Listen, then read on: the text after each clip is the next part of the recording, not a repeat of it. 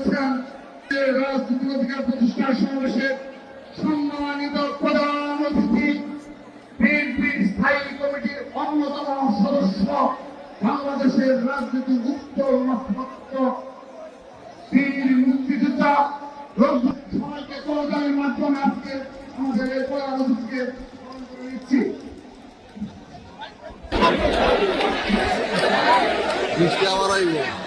ইতিমধ্যে আজকে সমাবেশকে সফল করতে তারুণ্যের রাজনৈতিক অধিকার প্রতিষ্ঠান সমাবেশের প্রধান অতিথি বাংলাদেশ জাতীয়তাবাদী দল বিএনপির স্থায়ী কমিটির অন্যতম সদস্য জনাব নজরুল ইসলাম খান আমাদের মধ্যে উপস্থিত হয়েছে। বিচ্ছিন্নভাবে মাঠের আশেপাশে ঘুরে করছেন, আপনাদেরকে দ্রুত মাঠে চলে আসার জন্য আমরা অনুরোধ করছি।